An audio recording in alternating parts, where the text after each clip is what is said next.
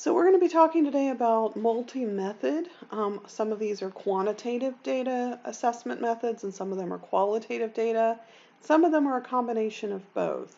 So these often are referred to as informal or subjective methods that are used to pinpoint into a diagnostic model for an individual. So the first one we're going to talk about is interviewing. There are a ton of different types of interviewing. I am assuming that in some other class you've already discussed interviewing at some level, so I'm not going to spend a ton of time here, but I will kind of just make sure that you know the three types. Unstructured means that you just basically sit down with a person and have them tell the story. Semi-structured means that you have sort of a system that you're using it. So maybe you just say, okay, so we're going to sit down and I want you to tell me about your child. We're going to go all the way back to your pregnancy. And then let's talk about birth. And let's talk about year 1 and year 2. So there's a structure, but it's not always exactly the same. And then structured interviews, they're the ones that you have a form and you're reading right off the form and you pretty much cannot speak outside of any of the items on the form. So unstructured has the best rapport. It's most therapeutic in terms of building or a person feeling heard. Whereas a structured interview is the most reliable. Remembering that reliable means if you administer it today and administer it tomorrow, or two different people administer it, you're going to get the same findings. Which one is harder? Well, it's unstructured. Structured interviews are the easiest for novices, and unstructured are the hardest. So, just a second to discuss the difference between a clinical assessment interview versus a psychotherapeutic interview. A clinical assessment, the fastest way for me to discuss this difference. So, one of these interviews are questions you ask clients when you're in the middle of a therapy session versus questions that you ask clients to actually get information. So questions you might ask a client within a therapeutic situation might be something like, tell me about the connections that you have with your actions and the ones you've told me about that your father's been doing. See, before you ask that question, you should already know what the answer is, right? Or at least you should have an idea that this particular question is going to elicit an answer that makes that individual think, right? So that is a psychotherapeutic interview where you're asking questions to lead them to a conclusion about maybe the way that they've messed with their schemas and they have inappropriate schemas, or you're asking questions in order to lead them to an aha moment so that they start seeing all the puzzle pieces. As very different from an assessment question. Your goal for assessment question is to find out what's wrong. You're trying to make the diagnosis. The goal for a therapeutic interview is to get the individual to understand the nature of their issue. Okay? So you don't do a therapeutic interview. Usually you don't do those in the first session or two. Because how do you lead someone to a conclusion if you don't actually have any data yourself to know what that might be? It's very dangerous to do a therapeutic question for a person who you don't already have an idea what that direction is going to be. That could end up with you in a situation where you end up with a client in crisis. So if you do those therapeutic questioning and you're not sure what the answer is or how triggering this question might be, do it closer to the beginning and then not the end of a session. Okay? There are similarities, of course. They both build rapport. They both, talk with them. They feel like they have a relationship with you, etc. It really has to do with how you deal with their reactions. Because when you're just trying to get information, you don't have a long time to sit there and process something. And then your goals. Why are you even doing this to begin with? Okay. So what's the weaknesses? Reliability and validity, they're just not great. We know that they're not great. If you have the more reliable instrument, the structured assessment or interview, is actually the ones going to give you the least amount of freedom. They're also the ones that give you the least rapport. Let's see. You may just not ask the most important question. So, when I was When I was first doing this, I was always really hesitant to ask any questions about psychosis because I didn't want them to think I thought that they were, crazy. And that's not what that is. It's not a stigmatizing question, it's just a rule out question. And so if you think, well, I'm not going to ask a question about psychosis because that's just not normal, or they may not like me because I don't ask that question, or whatever it is that you get in your head about why you do or don't ask certain questions, you may fail to ask an important question that in fact is necessary to their mental health and not about your own possible stigma attached to certain questions. Sometimes you may ask a question and they answer it in a way that you interpret it through your own lens. That for you, remember I talked about, oh, well, you should already know what path you're leading them down to make in that aha moment. Well, what if your aha moment is not correct? What if what you're thinking about this individual is not accurate? And then sometimes they just flat out lie to you. In an interview, there's no lie detection, no test there that, is 100% guaranteed to say that the things they're telling you are true in any way. So, we will speak a lot in this class about malingering. And then young kids, sometimes they just don't have the language to tell you about their thoughts or their feelings or anything about a situation beyond the facts, and their version of the facts is going to be limited based on their experience of the world. So the specific techniques for interviewing children are harder to interview in a lot of ways. And you have to be really cautious because sometimes you'll have information that the kids don't have and the parents don't want the kids to have. So, I say that when you're doing child interviews, do it on their level. Don't talk down to them, but do it on their level. Um, Ask them questions that you think they may know the answers to, and give more questions than answers to them. Make sure that the questions that you're asking aren't giving them information in a way. Other things, just try and keep bias out of it. Make sure that kids of certain ages have certain developmental ways that they're going to respond to things. At certain ages, they might use more fantasy in their response than, it's not necessarily that they're lying, that's how they're responding. Open-ended questions are always better than closed-ended questions. Closed-ended question is something that ends with yes or no. So instead of saying, are you sad a lot? And they say yes or no, you can say, how do you feel most of the time? Okay. So, and then that leading question, are you sad a lot, is also a leading question because it implies, if a kid wants to make you happy, a lot of times they've just been trained to say yes. And so they're not actually sad. They're telling you they're sad because they think that's what you're wanting to hear. Give examples or ask them for examples. And then, because they can tell their story. Sometimes they can't answer your questions, but they can tell their story. And then a lot of times having props or things to do with kids is really, really helpful.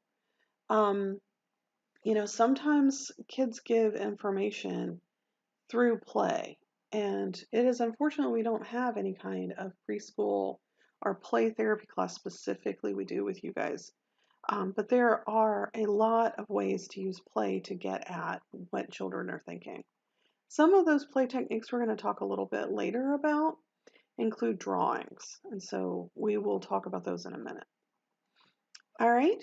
So other things, if the child is having a misbehavior situation, they've gotten a fight with another kid or they had a temper tantrum, instead of saying, why did you throw that on the floor? Just say, hey, you know what, let's stop for a second. Talk to me, what happened today? And then that gives them an opportunity to start from the beginning and tell their story in all their different perspectives. Silence is so important, but that's more of a therapeutic interview, I find, than a diagnostic one. Just a lot of times people want to fill silence. And so if you just wait, they will tend to just jump in. Okay. Now, when they're resistant or anxious with adults, sometimes you will challenge it and say, it doesn't really feel like you want to be here today, or it doesn't really sound like you're ready for whatever it is. With kids, resistance is a little harder. So instead of doing things like challenging their resistance, it's more important that you just make them feel welcome. Maybe you spend an entire session doing nothing but playing just so that they want to be there and they're less anxious about the entire experience. So these are all just a list of things. Why questions? Why did you throw that on the floor? I don't know why. You know, accusing them, coercive, leading, anything they think they're going to get in trouble about, or anything that they're going to be embarrassed about, anything that's just multi-part, you know. So tell me about when X happened and then Y happened and then Z happened and then, no, ask them straightforward, small, short questions. All right, so one of the things that is important in asking questions is reflecting and reframing different questions different ways. Your Sattler book has a really great set of activities between pages 182 and 185 on how to alter your questions so they're more meaningful when you're doing a client interview. So you're going to have a group project. Again, you can do this either by yourself or in a group. Wherein that you're going to go through, and you're on your worksheet for this week, you're going to do these 7 scenarios from the text. So each scenario has a response choice 1 and response choice 2. So for the instance one, the IE is what they're saying. And they said, the client says, I try honestly to do the physical therapy exercises, but I don't get anywhere. Working hard doesn't seem to make any difference, and he's still so far behind. So you have 2 different choices of what you think you should answer. The first choice would be, I guess you're depressed, or you sound frustrated. All right, so what I want for you guys to do is go through all 7 of these and choose which of the 2 responses are you thinking are better than the other. Going back, within the pages, page 187 is available for you to actually see what the suggested answers are to these 7. But on your worksheet, I want you to try it without looking at the responses. Then you can go back through and make changes, but please don't do it in like an eraser. Okay? So another kind of interview is a child trauma interview. So if something traumatic has happened to a child, it is very important that you don't keep re-offending on this child by forcing them to tell their story over and over again. So at this point, I'm going to have you just pause and go and watch this video. I find it is really helpful so you can see the difference between doing a diagnostic interview that we've been talking about, doing a psychotherapeutic interview, and then doing a trauma interview. These are very different experiences. So just pause, and then in your notes, write notes about what you're seeing in this video. Okay, welcome back. So we're going to move forward to some of the ways that you might structure a semi-structured interview.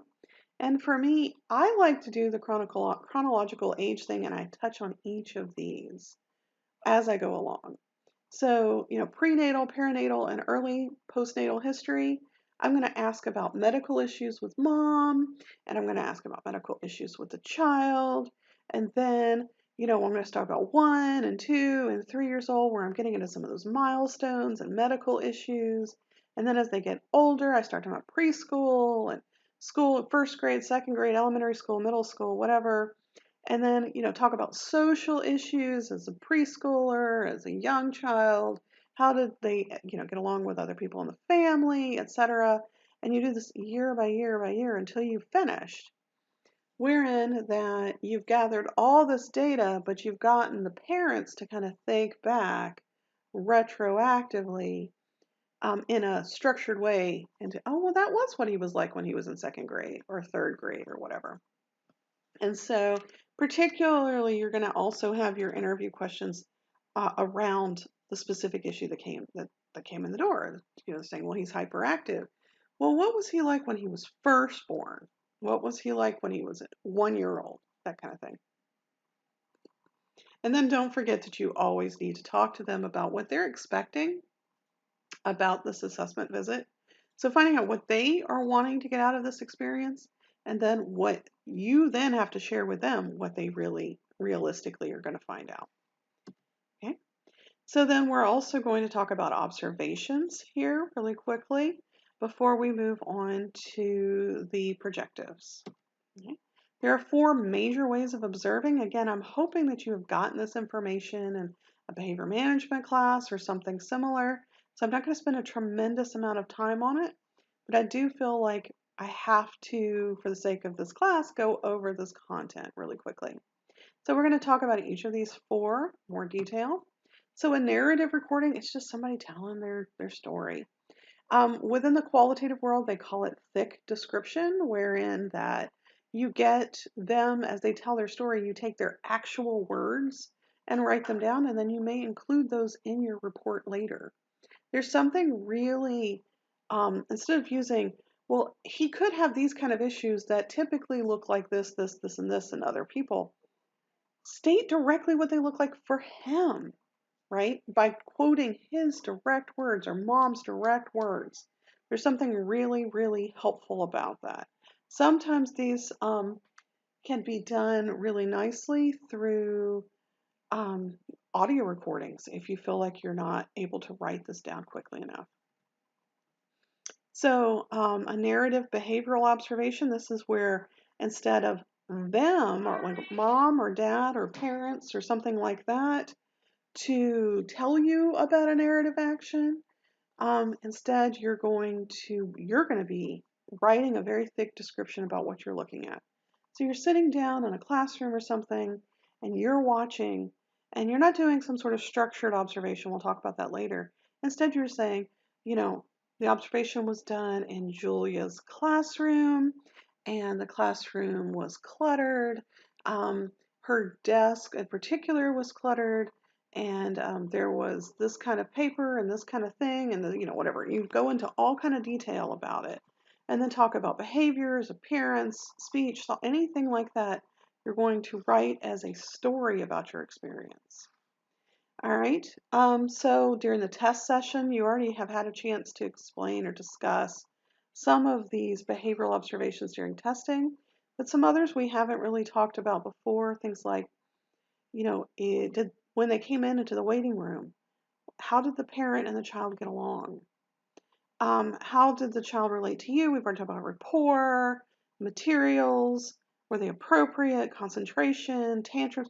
So all of this stuff needs to be included. So that's a different kind of observation because that is in the testing situation, which we know a testing situation is kind of artificial.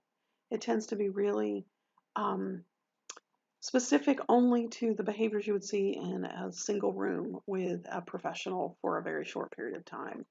So you cannot weight a narrative test observation with the same kind of meaning about behaviors as you would one in a natural setting like a classroom or at a child's home. Structured recording. So this is, we're going to do some structured recording. Structured recording usually has specific information. It's broken down. So with structured, usually there's 2 types. It's event recording, which is every time it happens, you put a check mark. And then duration recording, which is I'm watching the child and I'm going to say, well, I watched him for 5 minutes and I used a stopwatch when he started and stopped every time that behavior. And out of those 5 minutes, he did it for 3 minutes and 20 seconds. So that's a really meaningful thing. Now, he may have only done it once. So an event recording would say, so let's think about something out of his chair. So the teacher says that child will never sit in his chair. And you decide, well, how many times is he standing next to his chair with, you have to operationally define it so it's something that's really clear and everybody can understand. So you would say with his feet on the floor, so sitting down in his chair would be his bottom is in the chair and both feet are on the floor, okay? And facing the appropriate person. So you say that's what you want.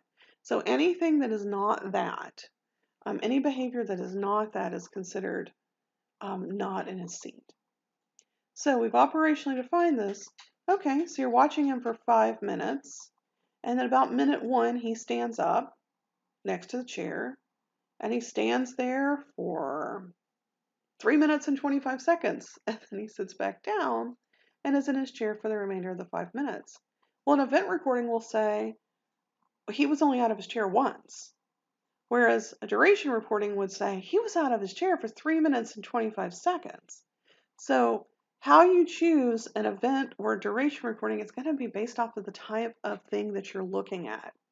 Is it something that's going to happen a lot of times, or is it something that may only happen once or twice but takes a long time? So the frequency and duration are the two. Event is frequency, duration is time. And then there's something called an ABC recording, which is part of a functional behavior analysis, and you're going to learn a lot more about that in any kind of behavior assessment class. But in general, you look at the behavior, and then you figure out what happened immediately before it, or what about the system or situation, with the A being an antecedent that kind of fueled this to happen, and then the consequence, what happened after that behavior occurred. Okay. So interval recording is another way. It's not quite event and it's not quite duration. Instead, it's more structured. A lot of times, research shows this to have better inter-rater reliability, given that you make sure that you have it set in such a way that you have definitely established an operational definition for the behavior. Operational definition being something that is easily measurable and that someone else can immediately identify exactly the parameters for how to assess it. Okay. So this does provide you quantitative data. It's going to provide you the percent of times observed that you saw something. Okay. So we're going to, I'm going to show you what a setup would look like. So you have your intervals, and your intervals can be, so an interval can be 3 seconds, it can be 5 seconds, it can be 10 seconds, it can be 1 second. So in the case that we're going to do here, we're going to do this, I'm going to show you this, and we're going to practice one together as a group, and then you guys are going to do one on your own on your worksheet.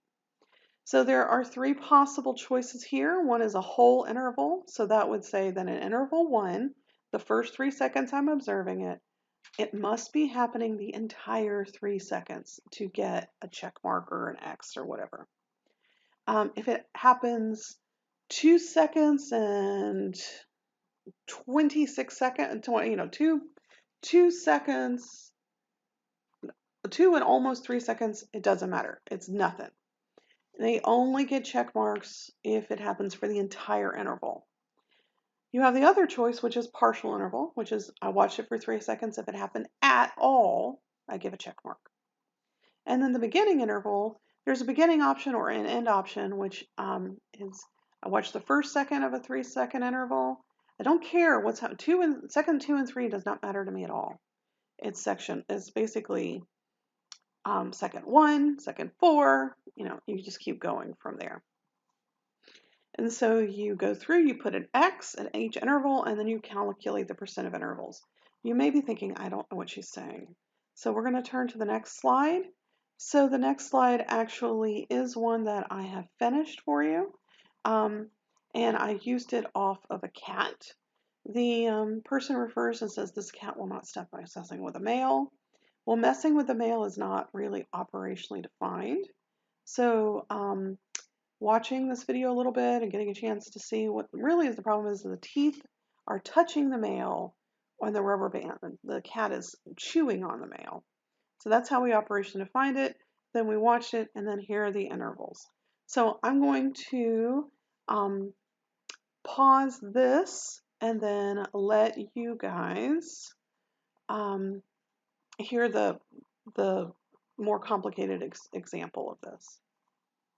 Okay, so we're going to try and do this wherein that we're going to fill in this right here with each of the 3 techniques, hopefully within the first minute.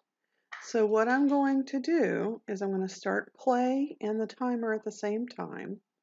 And then, because this is a whole interval, I'm going to watch for the full one. So it's 3 seconds. Remember, each interval is 3 seconds long. For the full 3 seconds, if the cat does not do it, does have the teeth touching the male or the rubber band at any point during those 3 seconds, There's an X mark placed right there. So we're going to do that now. I'm going to see if I can get this started. It seems like that should be a little easier. Oh, there we go. Okay, I'm going to start the timer, start the cat. So this is the first second. All right, so that's an X. And I'm going to start again. 10, 11, 12, yes, doing it.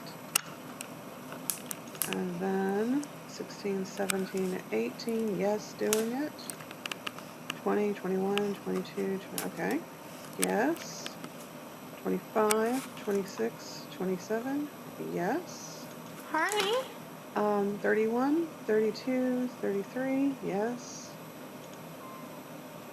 You weren't touching that, were you? 7, 8. Harley? Okay, so that was a no. Harley? 44, No. 45, 46. That's a yes. Good boy. Okay, that's a no. Good boy. That's a no. Harley, All right, no. so when I'm looking here, first of all, to do 30 seconds, it took a full minute because you have to stop and write things down in between. Second, this is wrong because it's supposed to be whole interval, and I was doing it as partial interval. So I'm just going to move those down here since they're still good. Now, within the whole interval, we're going to rewatch this exact same video, and he has to be doing it for the entire 3 seconds. Okay, so I can just leave this run in the background because I can just hit, I can just sort of take a look at it. All right, and count off the 3 seconds. Okay, starting it here. So he was not doing it for the entire 3 seconds. 3, 4, 5. He was doing it for that entire 3 seconds. Nope. Yes. Nope. Nope. Yes. Harley? Nope. Nope. You weren't touching that, No. were you? So take a look. If you're doing a partial, so for the whole, where you had to do it the whole time, that is 3 out of 10. Ah, that goes over here. 3 out of 10, or 30%, of the time he's doing this. But if it is a partial, it's 1, 2, 3, 4, 5, 6, 7 out of 10. So that's saying 70% of the intervals he's doing this. So you can see that how you record it dramatically changes the nature of your data. And then I'm going to show you this other one here, which is just in the first second of a 3-second interval. The idea being it gives you time to write it down. So you'll notice again, it just takes more time than 3 times 10 because you have to have it as 3 seconds that you're watching. Okay, so we're going to just let this keep going in the background, and we're going to restart this exact same sequence. Okay, so at the first second of that, he was not doing it. So I'm doing it now. Yes, in the first second he was. I'm going to look again. Yes, in the first second he was. Look again. Yes, in the first second he was. Look again. I didn't actually look, so I'm going to restart this second. So no. You weren't touching that, were you? Harley? No. No. Harley? No. Yes. And yes. Okay, so in this instance, it was also a partial, but it was only that first second. So in this case, 1, 2, 3, 4, 5, it was 5 out of 10, or 50%. So as you can tell, there is a difference based off of how you do it. Okay?